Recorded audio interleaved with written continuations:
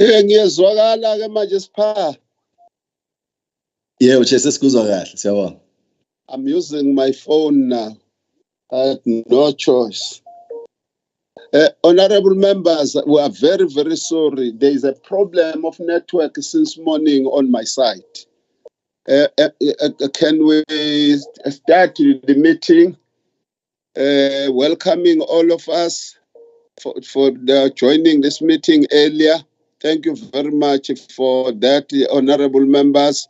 Can we move to the apologies if there are any?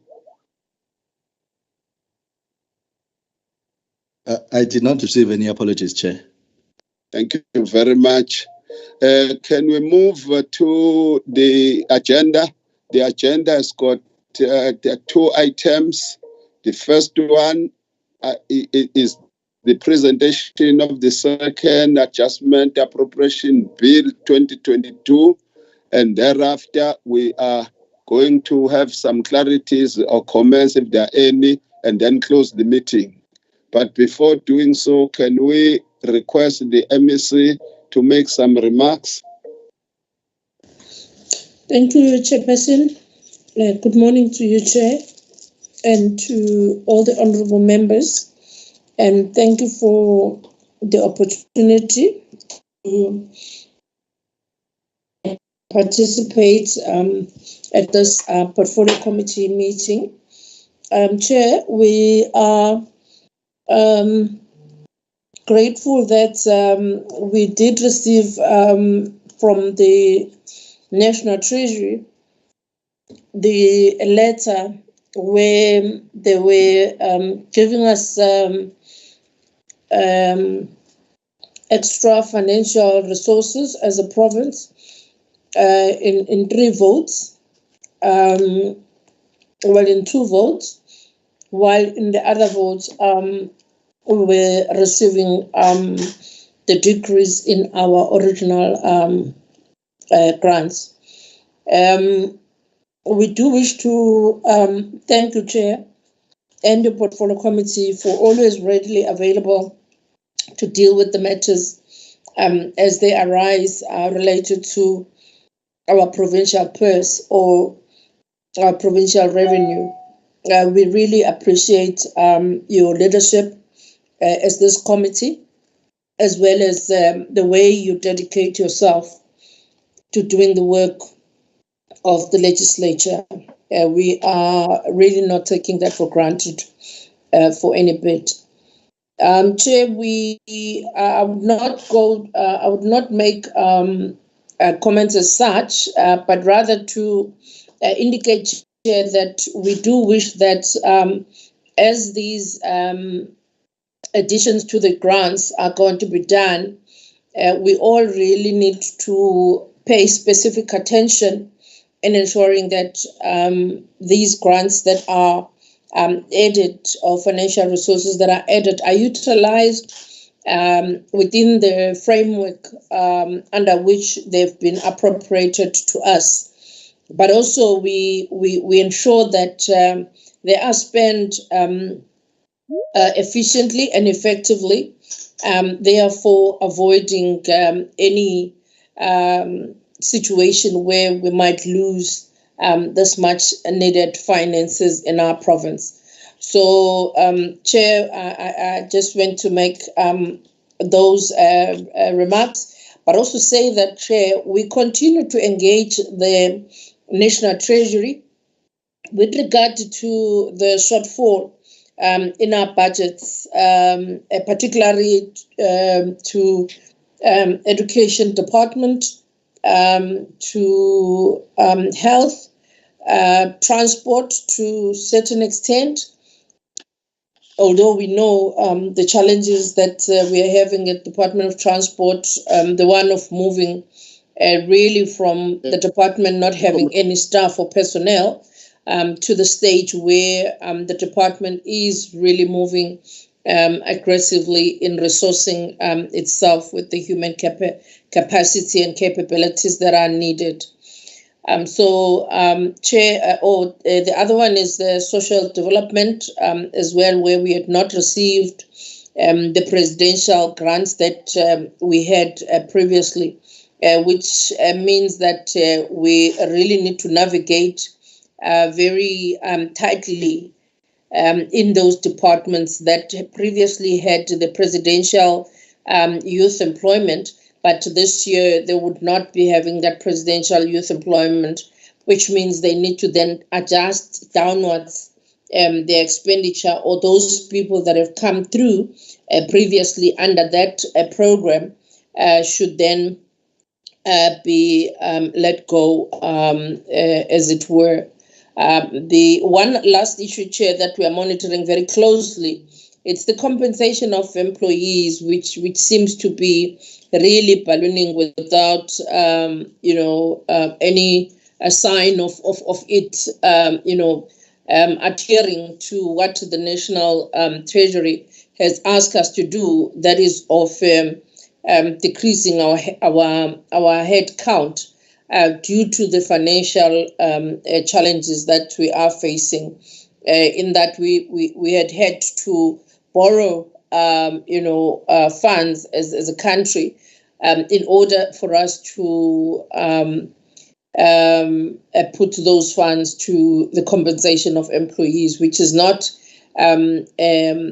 a sustainable way for us as a country. Rather, we should be borrowing in order to deal with our problematic infrastructure, and also investing those borrowings into the economic development and support for the communities, so as to grow our economy and deal with the unemployment.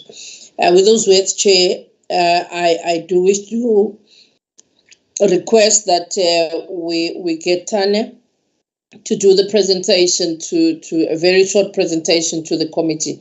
Thanks, Chair. Thank you very much, Honorable Emissary. Can we get you, Tanya, to brief us, please? Thank you, and good morning, Chairperson and members of the Finance Portfolio Committee. I will gladly take you through the presentation. Can I just check if the Secretariat is going to flight it, or if I must?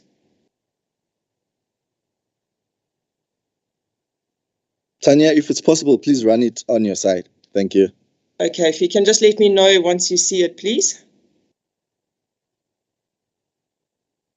We will do so, Tanya, when we see it. It has appeared. Tanya, you can continue. All right, thank you, Chairperson. All right, so I'll go to the first slide of the presentation. There are 3 amendments that are being made in this 21-22 Second Adjustments Appropriation Bill.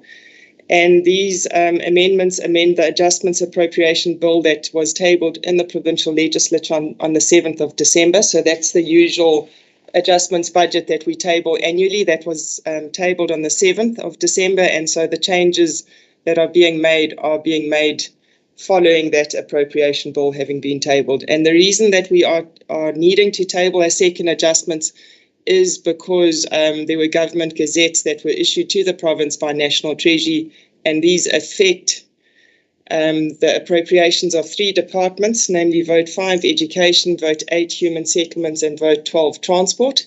And specifically, it affects 3 conditional grants, so the equitable share remains unchanged for the province, but there are 3 changes being made that impact on our conditional grant budget. And the grants that are being affected by these changes are the Education Infrastructure Grant, the Provincial Emergency Housing Grant, and the Provincial Roads Maintenance Grant. I'll take you through each of the gazettes. So the first gazette affected, or the first one that I'm going to take you through, affected Vote 5 Education. This gazette was the latest one to be issued. We only received it on Friday last week, and hence the need to quite urgently table a second adjustments, which has to be tabled before the end of the financial year. So Government Gazette number 46046 was issued on the 16th of March, and this gazette was issued in terms of sections 18 and 19 of the Division of Revenue Act 2021. This gazette sees the stopping of funds in an amount of 205.122 million from the Education Infrastructure Grant in the Eastern Cape, and this entire amount is allocated to KZN, also Education Infrastructure Grant, and against Vote 5 Education. This funding was allocated following extensive discussions between the Department of Basic Education and the two affected provincial departments. So that's the one in the Eastern Cape and our Department of Education here in KZN. And so the Department of Basic Education was happy with the proof that the KZN Department of Education provided that they'd be able to spend these funds before the end of the financial year.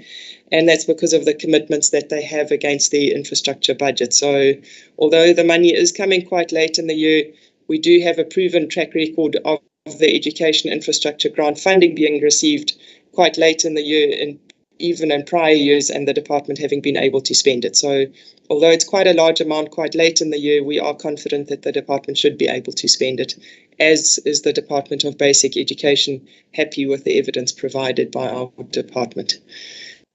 The second allocation is quite small. It affects the Vote 8 human settlements, and this relates to Government Gazette number 45649, which was published on the 17th of December. This gazette was issued in terms of Section 25 of the Division of Revenue Act and sees a portion of an unallocated Schedule 7 grant being allocated then to the Free State, who receives 10.375 million, and to KZN, who receives 3.802 million. These funds are allocated to the Provincial Emergency Housing Grant under Vote 8 and relate to storm damage experienced in the province. The funding is for the provision of temporary shelter assistance to households affected by disasters and to repair damage to housing for low-income households. What we noted when we studied the Gazette is that it wasn't specific as to which storm disaster this allocation relates to, but because it is a fairly small amount, we are not concerned that the department won't be able to spend it. There are quite a few disasters that they are responding to, so this supplements that disaster funding, 3.802 million. Vote 12, transport, is the vote from which we lose money in this process. And so Government Gazette number 45954 was published on the 25th of February, and it was issued in terms of Sections 18 and 19 of the Division of Revenue Act. The Gazette sees the stopping of funds from the Provincial Roads Maintenance Grant under Vote 12 Transport and the allocation of these funds to other provinces. We aren't the only province from which funds are being stopped. So in this regard, 47.691 million is being stopped from KZN, but there's also 51.773 million being stopped from the Gauteng Department of Transport and 45.190 million from the Free State Department of Transport. The funds are reallocated to a number of provinces. Mpumalanga receives 43.396 million. The Northern Cape and Northwest receive the same amount, which is 28.931 million. And the Western Cape receives 43.396 million. So when we lose money, we do try and find out exactly what happened. And so we engaged with the department to find out why the stopping of funds has occurred. We haven't seen the Provincial Road Maintenance Grant waving big red flags in front of us in terms of low spending. So it was a bit of a surprise that we were cut this late in the year. From the February IYM, we noted that the department has spent 88.5% of the Provincial Road Maintenance Grant. So their spending didn't look too awful. 88.5% is largely in line with around the 90% mark you'd expect to spend by the end of February. But when we engaged with them, they did indicate that the National Department of Transport had written to them on the 21st of October indicating concern on their spending to date. And they wrote to the department again on the 21st of November indicating their intention to withhold funds from this grant and to apply Section 18 of DORA, which gives them the power to stop funds from a conditional grant. The letter indicated that the funds would be reallocated to high-performing provinces unless the department submits written representation as to why the allocation should not be stopped. And they were given 7 working days upon receipt of the letter to submit a response. So we asked the department about that, and they said that they did respond to the letters, and that this resulted in not the cut being eliminated entirely, but the cut being reduced significantly. So initially, the National Department had intended on cutting about 90 million from KZN, but with the representation made by the department in their response, that cut was then reduced to 47.691 million. So we still lose, but I guess the slightly upside of that is that we lose less than what was initially planned. Chair, that brings me to the end of my presentation. Thank you very much, Tanya, for briefing us so well. You are saying exactly what the Honorable MEC presented in the morning. So, colleagues, I think we are all clear.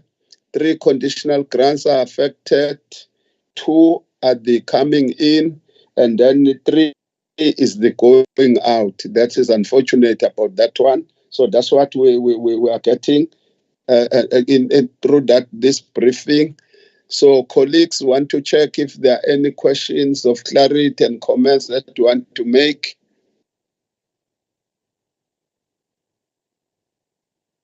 See your hand, Honorable Rogers. Any other hand?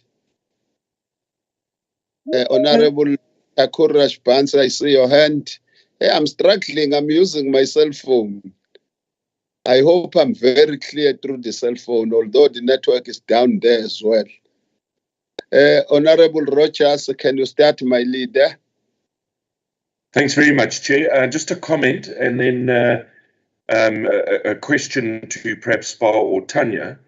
Perhaps we should rename this bill the good, the bad, and the ugly, because that's really what it's all about. But I just wanted to check whether Tanya or Spar can circulate a copy of the presentation that we've just received. Thank you very much, Chair.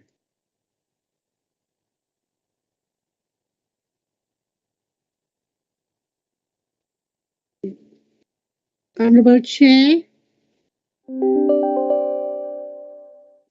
Honorable Rajbans, I'm sorry. I Yes. was just commenting that SPA is requested to circulate that bill to all of us. And then you are coming in, Honorable Rajbans, you will be followed by Honorable Hlabisa. Thank you, Honourable Chair. I'm just I'm making a request, I think. When we look at a department like transport, and the fact that Tanya has told us that we could have lost 90, but obviously the department fought and tried to save some of that money, which most probably will be then a rollover allowed. I think that needs to be clarified.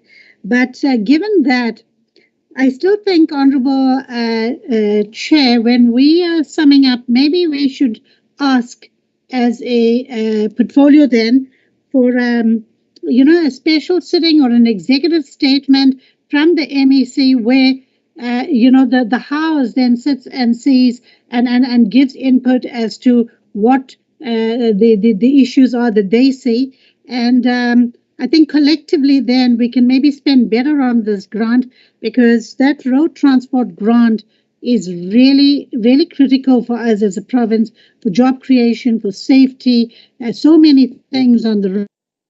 And I think that we should call for that as a committee. Thank you. Especially where we lose, we have to focus and do something to add value to, or fast tracking a process of mitigation, but where everyone collectively puts their views across. Thank you, Chair.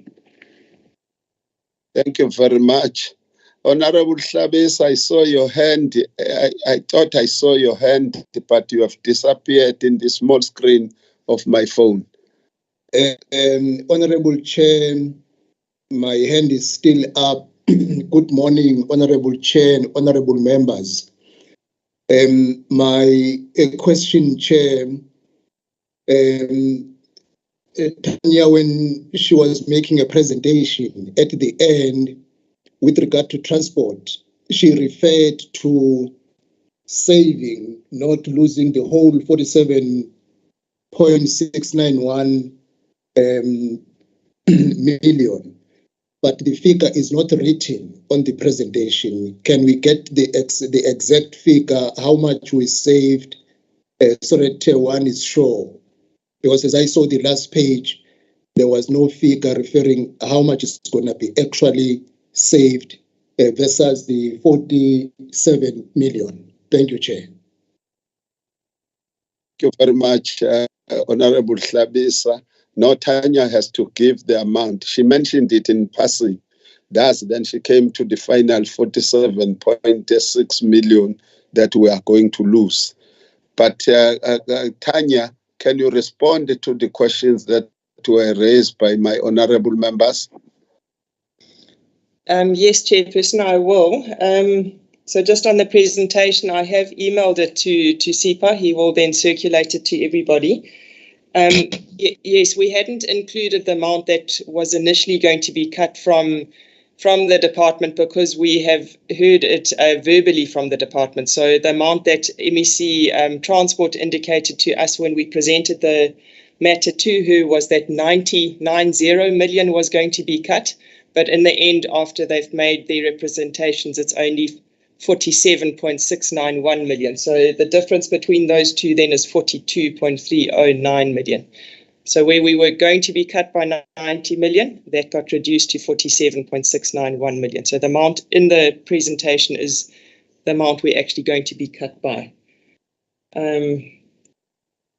Yeah, and I think that also addresses the comment by Honourable Rajbansi that the 90 million is the worst case scenario that it could have been, but it got reduced to 47.691 million. I don't know if that answers all the questions.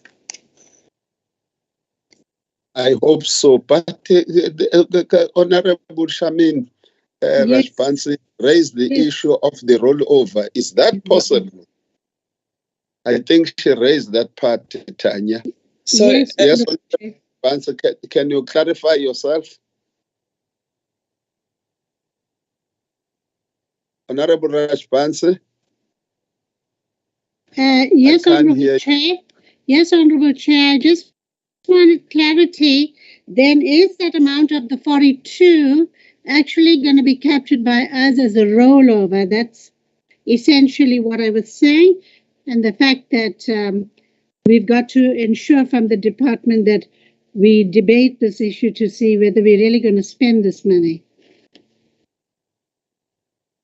I think it had her well. Now she has cleared herself to you. Yes, so we are losing 47 million. In a rollover process, it would only be if we have underspent that we can apply for a rollover. So in this instance, 47 million is going away from KZN to other provinces.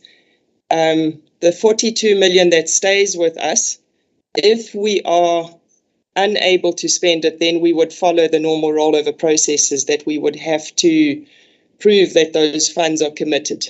So at this point, like I said, in the February IYM, they've spent 88% of that grant already. So I think we're fairly confident they should be able to spend it. But if they do end the year having underspent, then we would follow the normal process that with conditional grants, it's National Treasury who determines whether a conditional grant may be rolled over or not. But generally what we find is that if there's sufficient proof that those amounts are committed, that National Treasury generally does permit the rollover. So ours then would be to just find out now from the department between now and the end of the financial year whether the funds are committed, if there's anything that is underspent. But this grant has had a pretty good history in the last 2 years to be fully spent. So I think the department should be okay, but if not, then they would have to prove commitment of the funds in order for National Treasury to consider a rollover. No, clear, Tanya. You are very clear. I hope Mkhaya wami uhlabisa umhlonishwa uhlabisa ucaciselekile uthi hayi asulahlekelwa babefuna ukuthatha u90 million kodwa ke kwagcina mangabe sikhalela bagcina sebethatha u47 point something million uhambile ku47 point something million mongameli uhlabisa. Colleagues, any other question? No question, very clear. Well, so we wanted to get enough time after SCOPA finish earlier so that we as the Finance Portfolio Committee will prepare for the debate, because this information came this morning and then is new to all of us. the 205 million, the 3.8 million, we are happy about that. But the 47.691 million, we are unhappy about. So that's what is the story. But we also get a consolation after hearing that we would have lost 42 point something more. That's what I'm getting from both the MEC and Tanya. So that's what is the story. Spa, can you get us the draft report, please? I'm having a major problem here. Both my iPad and my laptop are not assisting me. So I can't read your font despite the specs that I've put on. Colleagues, can we be assisted on that one, Spa? But I think the report will have to talk about that. We received this from the MEC this morning. She tabled it and all the stuff. And then we'll also indicate that the speaker referred it to us as the Finance Portfolio Committee. And there was something that I sent earlier on to sensitize all of us around the court judgment. I hope, Spa, you have included that part, because I advise strongly, because we've got a Facebook with a number of members, and then I hope that immediately after the MEC had tabled it, you had to beam it through the Facebook and all the stuff. And then also after that, we'll then check if honorable members are accepting the bill. Is my memory correct? Thank you, Chair. Yes, Chair. Your memory is summarized. Did you beam it to Facebook? Yes, Chair. There's if you check the attendees of this meeting, there's an attendee called Live. That's the person that's streaming it live as the meeting is going ahead. Thank you. Oh, Chair. That is nice. Any responses from the members of the public? No, Chair, we haven't seen anything as yet. Okay. So you will be monitoring until we are there, but we'll assume as normal that we normally don't receive any feedback on the bills of this nature, but we have to comply in line with the court judgment. So, honorable members, I wanted to check by each member whether we're supporting this bill. I will start with you, Honorable Rogers. Thanks, Chair. Support the bill. Although you are crying with the good and bad, I know. Can we go to Honorable Rajpansi? Honorable Chair, the MF supports the bill on behalf of the minorities. Thank you very much. Can I check with you, my brother, the clerk? Chair, I support the bill, but I do place on record that the public participation is inefficient and does not comply with what the law states in the court case. Okay. Yeah, I know it's because of the pressure of time, my leader. That is the only reason. Can I go to you, Mkayawami, Honorable V.F. Hlabisa? Honorable Chair, support the bill. Can I go to Honorable Zula? I'm just relying on memory because names are not. The beaming of that report has forced the names to disappear from my screen. Honorable Zulu. Yes, Honorable Chair, we support the bill. Thank you very much. Honorable Zungu, MPP. Thank you, Chairperson. I also support the bill. Thank you very much. I'm just guessing. I'm shooting in the dark here. Honorable CQ Madlopa. She was having a problem of connection like I did. She might have been kicked out. Honorable Govern. Support the bill, Honorable Chairperson. I didn't see you at all. Chairperson, I also support the bill. I'm having a problem of network. Hey, That's the problem I have. I don't know how I'm going to debate. I think Honorable Zulu PRZ, I didn't see her in my screen, narrow as it is. No, thank you very much, honorable members. We have all supported the bill. So we hope that we are going to enjoy a good debate. I would want to thank the Honorable MEC for coming to this meeting. Thank you very much, Honorable MEC. And we also want to thank all the officials that came with you to this briefing, including Tanya, who briefed us so well.